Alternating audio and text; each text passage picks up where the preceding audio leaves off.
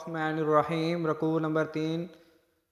ترجمہ: پھر ذرا اس وقت کا تصور کرو جب تمہارے رب نے فرشتوں سے کہا تھا کہ میں زمین کا ایک خلیفہ بنانے والا ہوں۔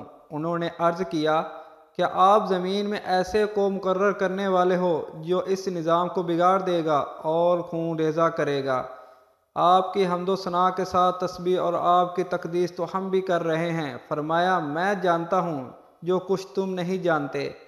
اس کے بعد اللہ نے آدم کو ساری چیزوں کے نام سکھائے، پھر انہیں فرشتوں کے سامنے پیش کیا اور فرمایا، اگر تمہارا خیال صحیح ہے تو ذرا ان چیزوں کے نام بتاؤ۔ انہوں نے عرض کیا، نفس سے پاک تو آپ ہی کی ذات ہے، ہم تو بس اتنا ہی علم رکھتے ہیں جتنا آپ نے ہم کو دے دیا ہے۔ حقیقت میں سب کچھ جاننے والے اور سمجھنے والے آپ کے سوا کوئی نہیں، بے شک۔ پھر اللہ نے آدم سے کہا، تم ان چیزوں کے نام بتاؤ۔ جب اس نے ان چیزوں کے سب کے نام بتا دیے تو اللہ نے فرمایا، میں نے تم سے کہا نہ تھا کہ آسمان اور زمین کی وہ ساری حقیقتیں جانتا ہوں جو تم سے مخفی ہیں، اور جو کچھ ظاہر کرتے ہو وہ بھی مجھے معلوم ہے، اور جو کچھ تم چھپاتے ہو وہ بھی اسے بھی جانتا ہوں۔ پھر جب ہم نے فرشتوں کو حکم دیا کہ آدم کے آگے جھک جاؤ تو سب جھک گئے مگر ابلیس نے انکار کیا، اور وہ اپنی بڑائی کے گھمنڈ میں پڑ گیا اور نافرمانوں میں شامل ہو گیا۔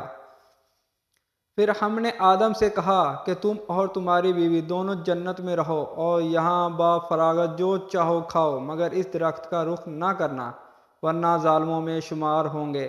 آخرکار شیطان نے ان دونوں کو اس درخت کی ترغیب دے کر ہمارے حکم کی پیروی سے ہٹا دیا اور انہیں اس حالت سے چھڑوا کر جس میں وہ تھے۔ ہم نے حکم دیا کہ اب تم سب یہاں سے اتر جاؤ، تم ایک دوسرے کے دشمن ہو اور تمہیں ایک خاص وقت تک زمین میں ٹھہرنا ہے اور وہیں گزر بسر کرنا ہے۔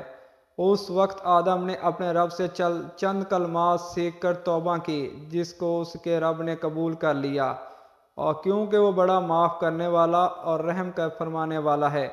ہم نے کہا کہ تم سب یہاں سے اتر جاؤ، پھر جو میری طرف کوئی ہدایت تمہارے پاس پہنچے، تم جو لوگوں میں اس ہدایت کی پیروی کریں، ان کے لیے کسی خوف اور رنج کا موقع نہ ہوگا جو اس کو قبول کرنے سے انکار کریں گے اور ہماری آیات جھٹلائیں گے۔ وہ آگ میں جانے والے ہیں جہاں وہ ہمیشہ رہیں گے۔